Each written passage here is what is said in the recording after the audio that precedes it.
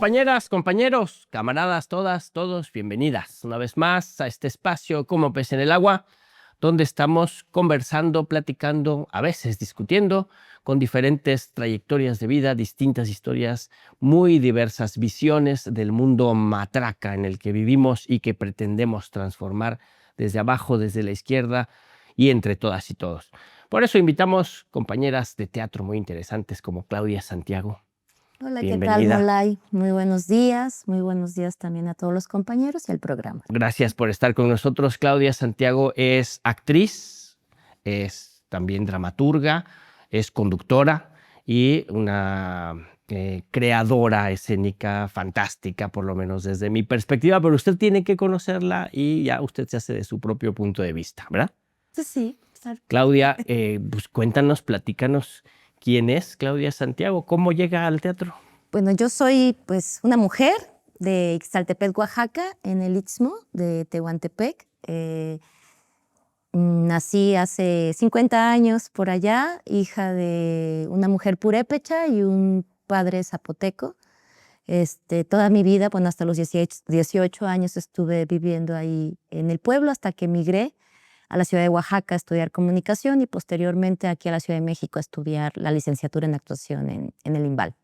Pero así todo lineal, todo acomodado. No, no fue nada lineal. ¿Cómo fue? O sea, ¿comunicación en la UAPJO? No, la comunicación la estudié en la Escuela Mesoamericana en Oaxaca.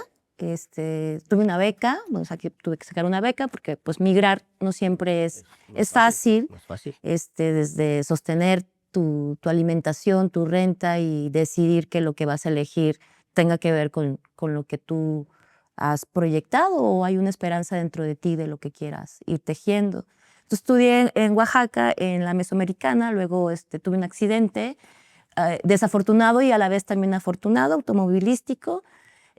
Choqué, estuve casi 7 meses sin caminar y en esa recuperación regreso a mi pueblo y tengo un encuentro nuevamente con mi abuela donde por falta de recursos económicos en mi familia pues me empecé a curar con plantas y metiendo mi pierna al río y pues conocí más también a mi abuela en ese proceso.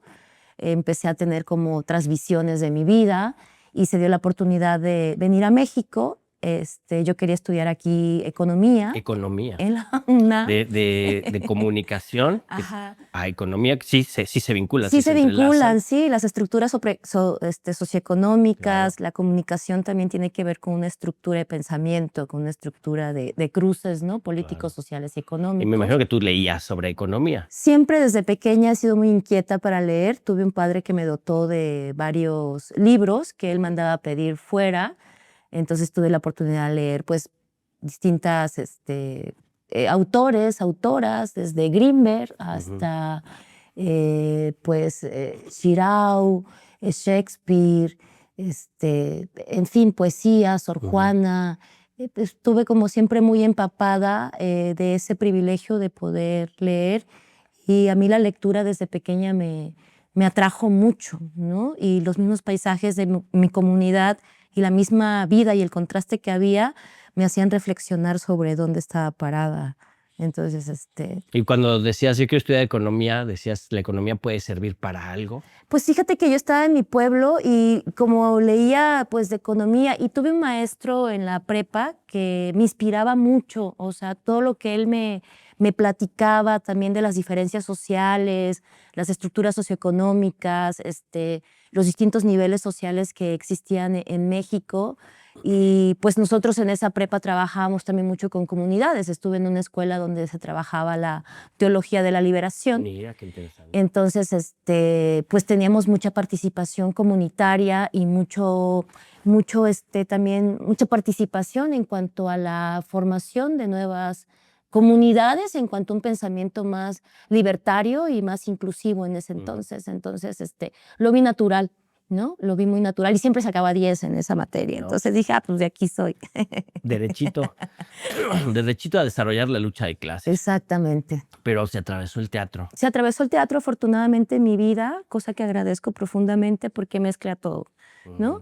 Puedes hablar de economía, puedes hablar de literatura, sociología, antropología, puedes hablar de ti, de tu gente, del país y del horizonte que se teje al que vamos caminando. Y todo eso en la misma escena. Eso en la misma escena, con una profunda investigación también, y creo que ahí fue donde la carrera de comunicación me apoyó a poder hacer más precisa en la investigación, ¿no? Siempre también la investigación me ha gustado mucho. Y, y dentro de mi mente pues suceden así mapas, conceptos, y casi no me atrevo a dar un paso si no comprendo toda la totalidad del discurso, ¿no? Aunque Sí, me pues. tarde un poco más. Uno, Y ir a uno, territorio también. uno pensaría que es mucho menos complejo, ¿no? El teatro. Pero antes de entrar en ese tema, ¿cómo te involucras con el teatro, con las artes, ¿no? Sí, Uno pensaría de comunicación a economía, es una persona que está muy vinculada a las ciencias humanas, a las ciencias sociales, a las humanidades. Y ya el teatro, pues, sin desconectarse, como tú lo dices bien, pero se vincula más con las artes, con la creatividad, ¿no?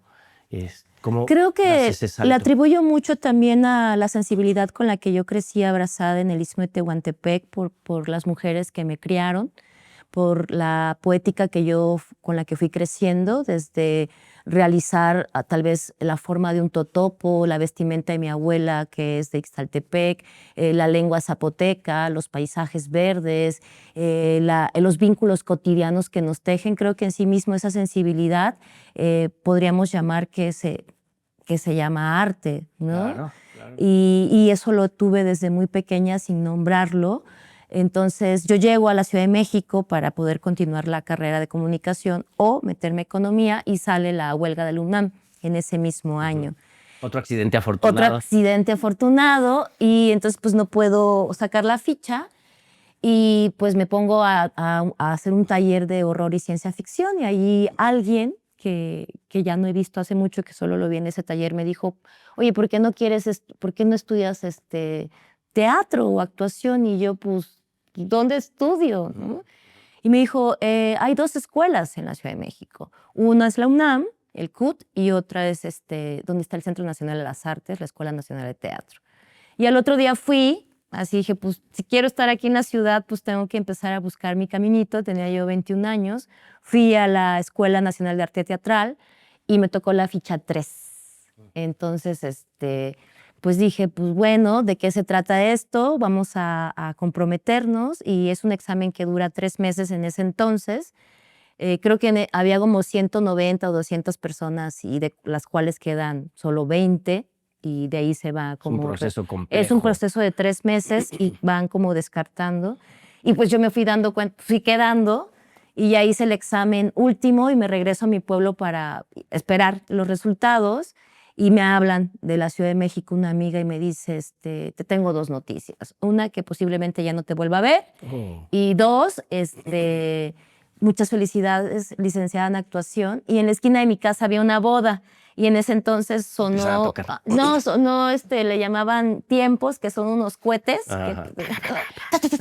Y yo lloraba y decía, sentía que había cambiado algo y que tiene la posibilidad de transformar no solo mi camino, sino un camino también en mi comunidad, porque hasta ahorita soy la única actriz en mi comunidad. Hay muchas manifestaciones, hay pintores, hay muchos músicos, pero no hay actores que hayan podido tener la oportunidad de desarrollar una licenciatura para poder cruzar Occidente y lo que nos conforma.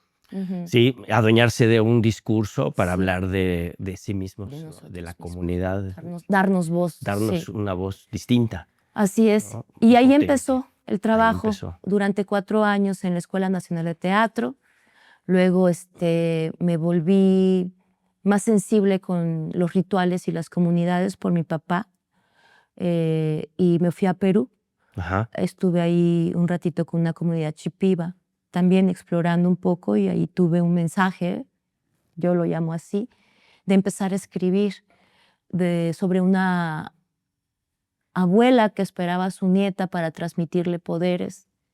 Entonces, cuando regreso de esta comunidad, empiezo a escribir la historia de mi papá.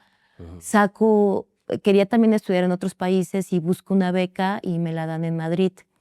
Ya estando en Madrid, en esta escuela en la que estuve, pues un amigo estaba teniendo una exposición allá, Cristian Pineda, sobre el Villá, que es un personaje mitológico del Istmo, y me dijo, ¿por qué no escribes sobre este personaje? ¿Cómo dijiste? ¿Villá? Villá. Villá. Ajá. De X Se ve en muy bonito. zapoteco es como Jackson, ¿no? Villá. Villa. ¿no? Villá, que es un mago científico prehispánico que se transforma a voluntad en mineral, vegetal, animal y vuelve a un humano para contar. Digamos que es un oráculo. En la apreciación que yo hice y en la investigación es una energía que antecede a la transformación. Esto que los lamas llaman es el momento antes del despertar, ¿no?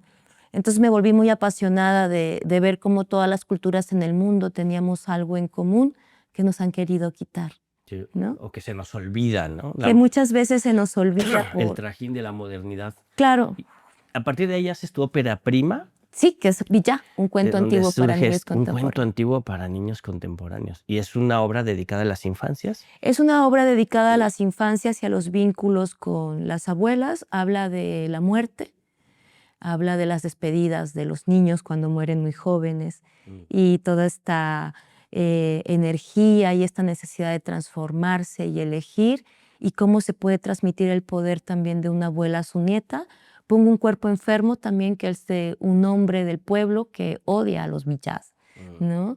Y hay una lucha por esconder el poder de esta niña para que no la destruyan en su mismo pueblo, que para mí es el progreso.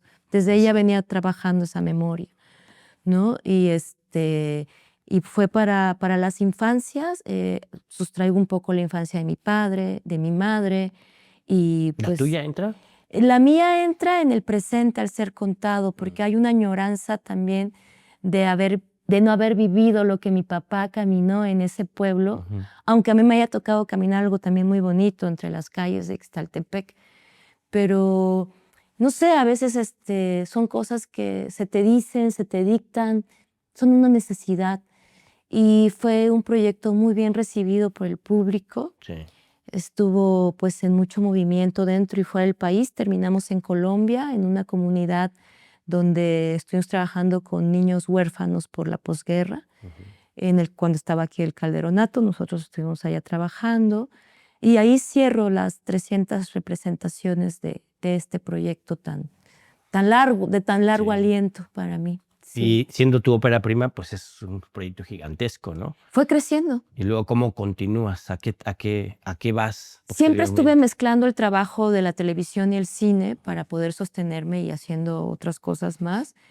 Pero yo cuando estaba en Oaxaca estudiando con jornaleros, o sea, tuve una beca con jornaleros agrícolas, en ese entonces Edesol, y hacía programas de radio para todo San Quintín, para hablar de la migración y las consecuencias que tenía estar en los campos de cultivo en cuanto a el SIDA que tenía, o sea, que se está desarrollando mucho en las comunidades, el cáncer en la piel, y fue algo que como se dice ahora, me atravesó profundamente.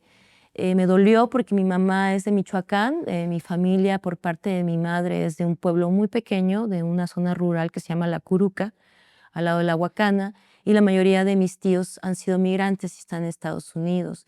Y a mí me gusta honrar a mi familia a través de mis letras, entonces decidí poder investigar qué estaba pasando en San Quintín, Baja California. Y después de Villá comencé esta investigación que me tardó como 4 años. Estuve con los jornaleros, conociendo gente, y monté esta obra que son testimonios de niños que emigran a San Quintín. ¿Es Naaguna? Naaguna, yo Naaguna. mujer, como un poco la cuestión de lo que se siembra en la tierra, y pensaba que la tierra no quiere cuerpos sembrados con cáncer en la piel. De 10 jornaleros que iban desde los 3 años a los 17 ya tenían problemas en la columna, y hay muchos niños que en ese entonces, al pasar las avionetas que rociaban pesticidas, las mamás los ponían debajo de los tractores y al inhalar el veneno se les cerraba la garganta y ellos morían a pocos minutos. Entonces, en una fosa común metían de 10 personas, 4 solo eran repartidas a la Mixteca o a sus comunidades. Y yo quería hacer un bien morir para toda esta gente que de alguna manera en sus comunidades la muerte también es recibida como una transformación hacia otro lugar. Y entonces había pues 5 jóvenes de distintas partes de la República que se reunían en este campo de cultivo porque querían también liberarse e irse de ahí. Íbamos conociendo esta problemática que había en los campos de tomate cherry, sobre todo porque son niños de 3 o 4 años los que escogían los capataces Para y los estar dueños, piscando. porque sus manos son muy pequeñas y no Exacto. maltrataban el producto. una cosa terrible Sí, sí. que me llevó a modificar muchas cosas de mi vida y a seguir entendiendo. No hay obra que no cambie mi sistema de pensamiento. Entonces, afortunadamente, con el gobierno de Andrés Manuel López Obrador, llegó este cambio, ¿no? De hacer San Quintín un municipio, de poner una clínica para la mujer, y hasta ahorita siguen los problemas que son muy Sí, anejos, porque nos atraviesa tanta desigualdad, exacto, pero por lo menos las avionetas ya no pasan de la misma forma. Entonces, bueno, eso fue exacto. como escribí en Aguna. O sea, empieza un cambio, empieza a, no sé si mejorarse la palabra, pero empieza a no ser tan terrible, pero falta muchísimo para Falta ser. mucho y San Quintín, pues, ha abastecido de alimento casi a Latinoamérica y a Estados Unidos, ¿no? Sobre la piel quemada de nuestros hermanos Exactamente. Y sobre la vida de los niños. y sobre la vida de los niños. Sí, es brutal. Oye, ¿cómo soportas eso? Pues tengo un rezo muy antiguo de mis abuelos. Creo que lo he aprendido a entender, lo he aprendido a contener y a sostener en la coherencia de lo que hago. Eso no quiere decir que no haya tenido contradicciones, pero es algo más poderoso que yo.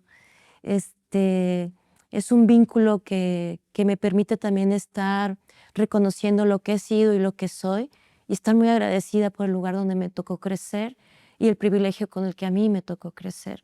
Es muy vasto tener una lengua cerca, una madre purépecha, un padre zapoteco preocupado por tu educación y pues nada, el mismo camino me ha ayudado. Sí he tenido momentos de tormento, sobre todo cuando sé que estos mensajes son muy complejos para la sociedad y que a veces cuando me ven piden una coherencia también entre lo que soy y lo que digo, pero también he aprendido a cruzar los tiempos Claro. y a sostenerme y a que tal vez se me recuerde por alguien que hizo algo realmente porque lo necesitaba decir. Claro, claro. Que es la definición del artista, ¿no? Yo creo, yo Y creo. del científico, del creador, ¿no? De la Sí, creadora. sí, Y ahora el Huipil que oculta es una obra autobiográfica, sí, en su gran mayoría. donde aparecen, ahora que te escucho, aparecen muchos guiños y muchas como reflexiones de esta trayectoria, ¿no? Sí, Aunque está situada en el siglo XXI, en el presente, ¿no? Es una obra que hay que ir a ver. Pero tú, ¿cómo describes este desarrollo de estar en Perú, en San Quintín, y luego hablar de la actriz migrante zapoteca, que además es una obra bilingüe que está fantástica, la interacción de las lenguas es una cosa maravillosa, pero ¿cómo es ese proceso en ti? pues bueno, mira, siempre me ha gustado mucho la infancia, y este proyecto ha sido un proyecto de muy largo aliento. Ujú. Hace un rato que me preguntabas cómo sostengo esto con mucha Sí, escucha interna. exacto. En el 2016 yo estaba teniendo una transformación como mujer en mi mirada, con las violencias, con las parejas, con mi propio mundo. Necesitaba reestructurar dónde estaba parada, entender más a la humanidad, los odios, las envidias. Sentía que estaba siendo muy fuerte lo que estaba percibiendo en mi interior. Y fue cuando sucede el terremoto del Sí, 2017 sí, sí. en mi comunidad, que se caen nuestras casas, entre ellas las casas de mi abuela, Cecilia, que ya había fallecido. Mi abuela, cuando yo tenía 22 años, me hablaba por teléfono para decirme, ¿cómo estás? Te mandé una caja de totopos, te mandé esto. Y me acuerdo cuando me avisan que mi abuela fallece, yo le escribo un pequeño cuento, ¿no?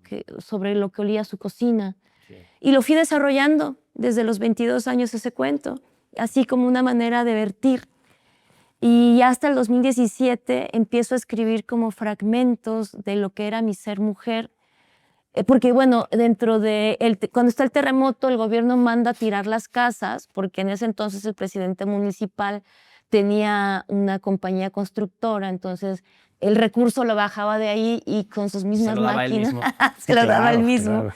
Entonces, cuando yo me enteré, estaba haciendo ayuda humanitaria ya en el Istmo, que querían tirar la casa de mi abuela sin preguntar, porque había vigas muy, pues, de nosotros y todavía las puertas y ventanas que podíamos recuperar. Detengo la maquinaria Y entre escombros, desconozco un poco dónde estaba, en el espacio de mi abuela, y me encuentro una maleta de los años 70 roído por el sol. O sea, eso es real, eso es real. Totalmente real. Wow. La abrazo y donde yo estaba haciendo la ayuda humanitaria estaba justo en ese momento con Lona Reyes, que era el obispo de Tehuantepec. Sí, sí, sí. Y entonces él nos fue a visitar. Entonces yo le digo, espéreme, obispo, ahorita vengo. Pues ahí iba mucha gente, ¿no? No meramente porque yo sea religiosa, pero hay una parte también que me atraviesa, ¿no? Sí. Del trabajo comunitario. Y de tu formación en la prepa. Y de mi formación en la prepa, Sí. por eso él me fue a ver para apoyarme, para ver cómo estábamos y todo. Y cuando yo abro el maletín, había un huipil rojo de mi abuela, muy sencilla. Mi abuela nunca usó un huipil tejido con flores. Siempre fueron huipiles muy sencillos, de algodón, con Los que están cruzaditos. cruzaditos de cadenilla. Ella no tenía posibilidades de esto que ahora se ve, ¿no? Que mientras más fastuoso sea un traje, mientras más oro tengas, te puedes validar como mujer, cuando no es así.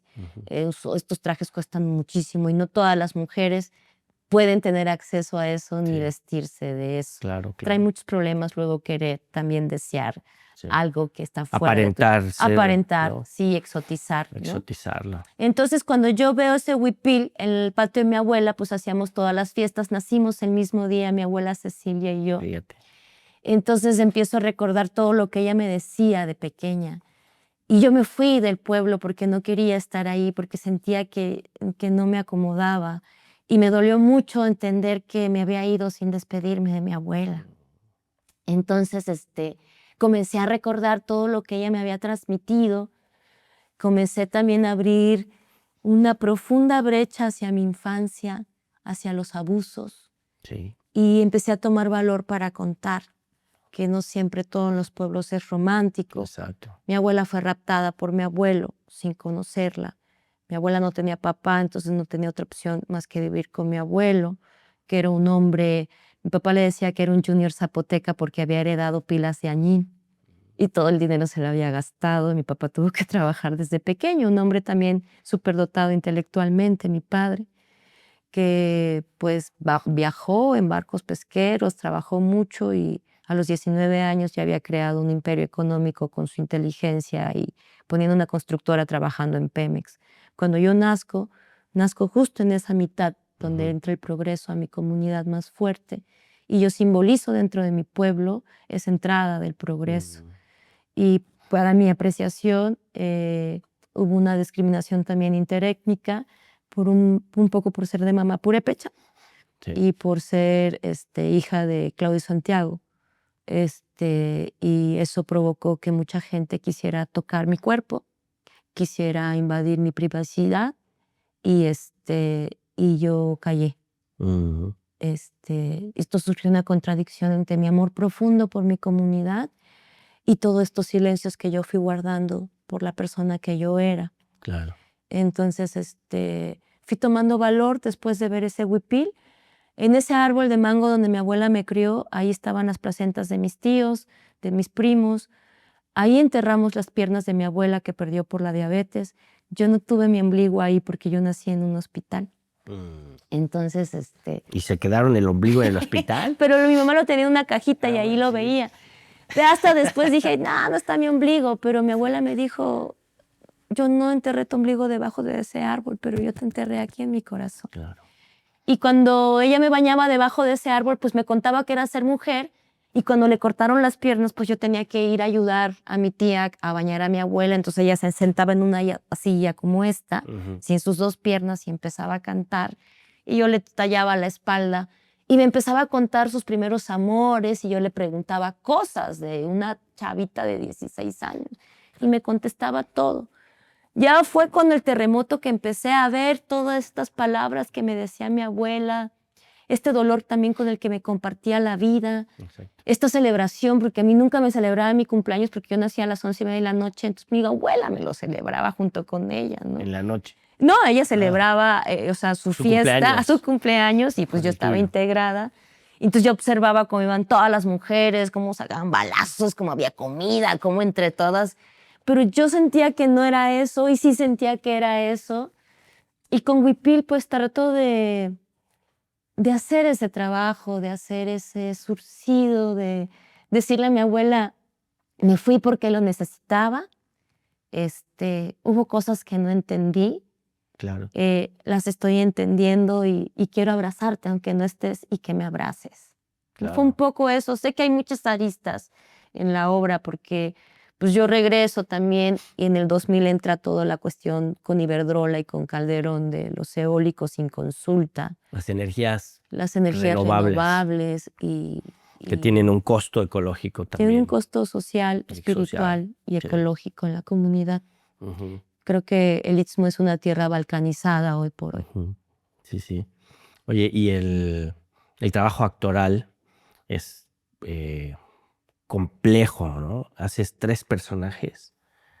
En uno, pues se nota que es la autorreflexión, ¿no?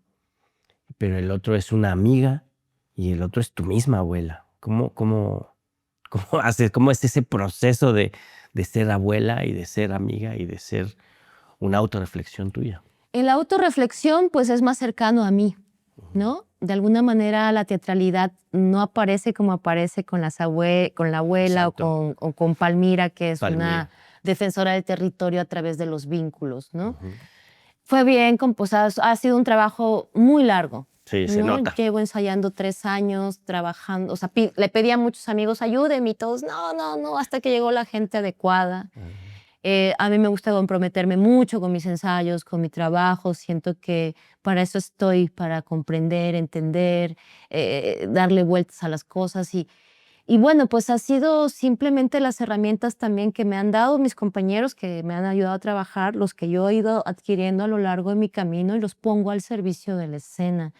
Claro, abrir el archivo del personaje que es más autobiográfico, que es Sabina, fue muy doloroso, muy vulnerable, muy complejo, pero hoy por hoy se cuenta una historia donde ya puedo verla a distancia.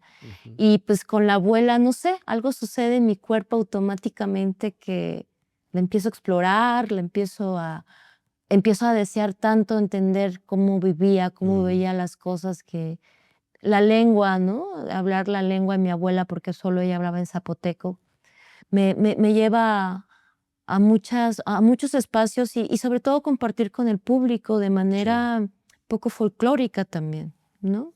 Los personajes, sí. Sí, se actualizan mucho, se hacen muy vigentes, ¿no? Tanto los personajes como la lengua. Sí. ¿No? Porque estamos muy acostumbrados, ¿no? Muy colonizados, ¿no? Y escuchamos las lenguas indígenas, las lenguas originarias, los idiomas de los pueblos como algo del pasado, ¿no? Como algo que ya ahí quedó en el pasado. Sí, es una reivindicación de lo políticamente correcto, pero no, ya más bien hay que dejarlo. Y al revés, o sea, en esta poética, en esta obra, se escucha como algo del presente, como algo vigente, ¿no? Y que además nos apela. Sí. Recuperamos el zapoteco del siglo XIII y el siglo XV para hablar como la lengua más pura. Ves que hay un rezo y hay cosas.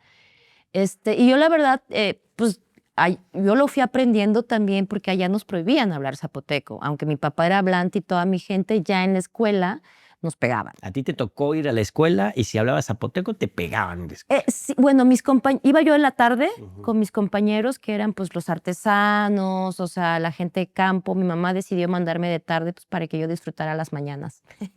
Y en la mañana iban los hijos de los maestros y los que trabajaban en Pemex, y en la tarde pues todos los que ayudaban a sus papás a hacer todo, los trabajadores. Era todo interesante. Y eso lo agradecí profundamente, porque aunque yo hubiera nacido con un privilegio, ellos me abrazaron mucho hasta la fecha, mis amigos, ¿no?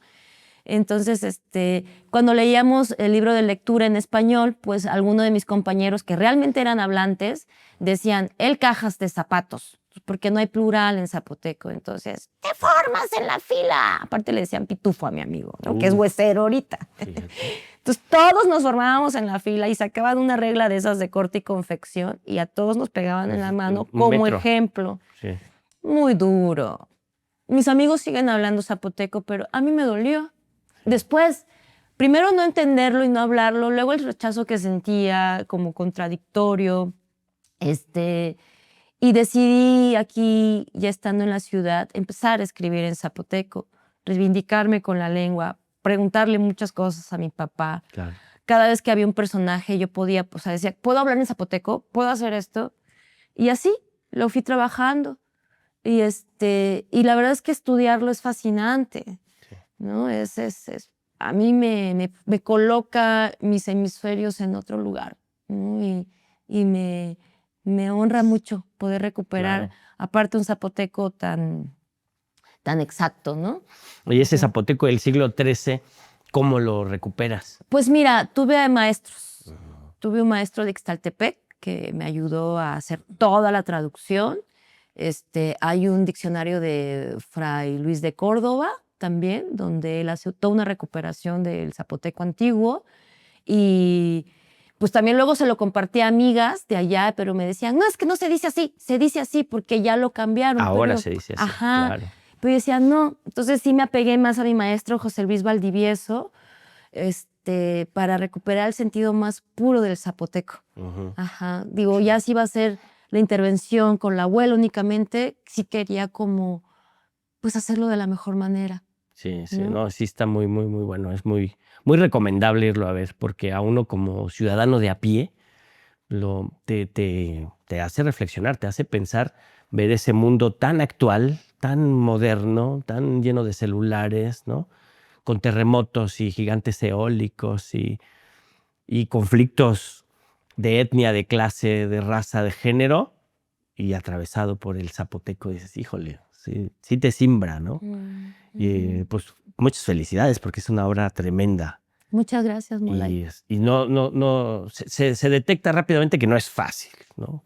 El resultado final es esa puesta en escena, pero se nota que es un trabajo de varios años, ¿no? Y no nada más son varios años del trabajo, de trabajar la obra, sino varios años de la trayectoria de la persona que está construyendo esa historia desde el lugar en el que está, en el que habita, ¿no?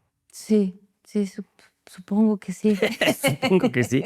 No, sí. Sobre todo desde el respeto Exacto. a uno misma y a quienes puedan ver la obra, ¿no? No solo la comunidad zapoteca, porque también sentía que si solo iba enfocada a la comunidad zapoteca, volvía a cerrar Exacto. y volvía como a, ¿no? Y si bien todos estos pensamientos salen también de la marginalidad, del dolor, también es necesario abrir hacia otras personas y en ese sentido mi interés era desdibujar Oaxaca, sino solamente poner lo que realmente era importante de contar en las esencias del ser mujer Exacto. y de la vestimenta.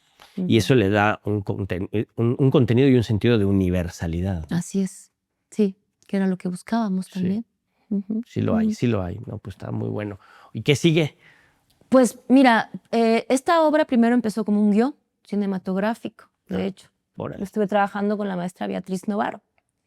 Y luego me puse a ensayar y fue cuando me llega la invitación por parte del INVAL y la Secretaría de Cultura en el Año de la Mujer Indígena y me invitan a coproducir este monólogo. Pues, ¿qué sigue? Pues ahorita, la verdad estoy muy abierta a lo que viene, ¿no? A buscar también otras formas de sostenerme porque estamos pasando por un momento muy complejo los artistas en cuanto a económico, ¿no? Y pues también eso me ha invitado a decir, bueno, pues a lo mejor tengo que buscar también otras posibilidades porque el teatro a veces, aunque es maravilloso, no está siendo redituable para pagar tu renta y estar de tiempo Sí, exacto. completo y eso también preocupa mucho, aunque yo confío mucho en la vida, pues ¿qué sigue? Posiblemente otra obra de teatro, cine, televisión, terminar de escribir este guión y ver si puedo dar un pasito hacia la cinematografía. Me gustaría mucho ir a Oaxaca a dar talleres. Ha sido complicado dialogar con las personas de cultura. Fíjate. La Guelaguetza se lleva mucho dinero Sí. y la verdad es que hace poco me tocó curar la muestra estatal de teatro en Oaxaca y sí necesitamos más unión y más trabajo. Los artistas que están ahí en el territorio, es increíble que a veces un presupuesto se pueda gastar tanto para el concierto de Julián Álvarez 38 millones, y Sí, que no puedas pagarle a un artista más de 30,000 pesos por una función, ¿no? Que exacto. consideres que le tienes que pagar 5,000 o 10,000 pesos. Entonces, no sé, evaluando. Esto, digo, no es como hablar mal. Creo que Claro, en el país estamos atravesando así es. ahorita una necesidad de juntarnos o de reevaluar cómo vamos a hacer para seguir sosteniéndonos, Así ¿no? Y no es. sostener solo a las instituciones, sino Así es. empezar a moverse de otra manera. ¿No? Y además es muy importante que la gente que está en primera línea en temas como el teatro, pues sí digan en voz alta que se necesitan más recursos para el teatro, ¿no? Sí, Para, o tener un sentido común, ¿no? O sí, sea, yo lamento mucho lo que está pasando en Oaxaca. Yo sé que puede haber inversión y todo, pero sí, no está pasando algo que nos pueda como sentir como ciudadanos que hay una esperanza, ujú, ujú. ¿no? Hay que escuchar más al pueblo. Hay que estar ahí realmente, Sí, no vendernos, ni tener un mal de ojo. sí, claro, claro, Ujú. claro. Sí, Sí. sí, sí. Superar las apariencias y más bien ir al contenido y escuchar a la gente y trabajar para la gente es fundamental, ¿no? Sí, sobre todo Molay, porque también un poco en el huipil que oculta, pues esta palabra del huipil que oculta es porque no solo en el huipil podemos apreciar un pueblo, también Exacto. tenemos que ver qué existe debajo, y que creo que para las nuevas generaciones no es solo ponerte un huipil y un traje que te exotice o que te ponga en un lugar de, eh, no, ya me pongo el huipil y ya soy, o sea, sí, pero no es una realidad realmente que nos atraviese a todas las mujeres allá en Exacto. el Istmo, ¿no? Sí. O al común de las mujeres. Oaxaca tiene el segundo lugar en feminicidios, segundo lugar en SIDA, Ujú. tercer lugar en trabajo, explotación infantil, el Istmo de Tehuantepec. Y pues tienen que suceder cosas. Aparte, somos un estado que damos mucho al país Ujú, y ujú. seguiremos dándolo, pero ya no sobre nuestros cuerpos, Exacto. ¿no? Esperemos que pueda cambiar. Y que sigue, pues tengo la temporada ahorita ahí en el Sí, claro. Helénico, estoy hasta el 2 de septiembre. Hasta el 2 de septiembre hay que ir al teatro, hay que ir a la gruta. Hay que ir a la Sí, gruta, martes y miércoles, 20 horas, ahí vamos a sí, estar. hay que ir, no se la pueden perder. Es una puesta en escena excepcional Muchas gracias. y además nos deja reflexionando porque este mundo hay que cambiarlo, ¿no? Y hay que cambiarlo con trabajo así, trabajo pensante, trabajo crítico. A veces nos duele un poquito, ¿no? Es difícil, Indudablemente. ¿no? Sí, sí, sí duele, pero y la recompensa es en presente. La recompensa es todos los días, y sobre todo es bien interesante darte cuenta cómo va cambiando tu bagaje, vas también siendo más humana, te vas vinculando más con lo que es la verdad, ¿no? Sí, El otro, o sea, como que yo siento que cada que hago este trabajo o todo lo que hago desde que nace de mí, me acerca más a las cosas, como dicen los chavos, sin filtro, y como lo siento dentro de mí, me siento afortunada de dormir con la mente y el espíritu tranquilo y despertar también tranquila, aunque haya rentas que pagar, aunque haya cosas que solucionar, exacto. yo estoy ahí, ¿no? Pues aquí también. Aquí también, sí, Muchas sí, sí. gracias, Claudia. Pues para cerrar nuestra conversación, ¿con qué reflexión dejamos al auditorio, a quienes nos están observando, mirando, escuchando? ¿Qué reflexión les compartes para que se la lleven pensando a sus casas o en el transporte, donde estén? Pues que todo esto que han caminado por nosotros, los que han venido de atrás, podemos tomar lo que nos gusta, cortarlo.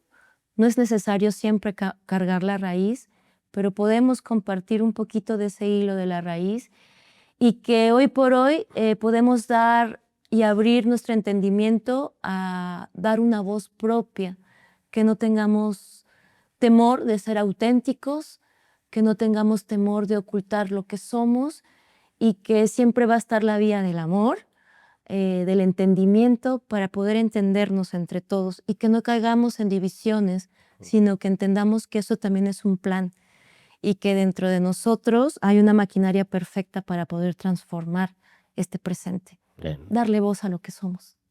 muchas gracias. Gracias a ti. No, pues aquí estuvo Claudia Santiago con nosotras, con nosotros, compartiendo su trabajo, su pensar y su voz propia. Hay que construir esa voz propia entre todas y todos, porque esta realidad tan complicada en la que vivimos merece ser transformada para que todas y todos estemos bien, felices, a gusto, en equilibrio con el mundo natural que nos rodea. Recuerde siempre, siempre desarrollar ese músculo tan vital de tener la capacidad de indignarse por la injusticia cometida en contra de cualquier persona en cualquier parte del mundo, porque eso nos hace más humanos cada vez. Hasta luego.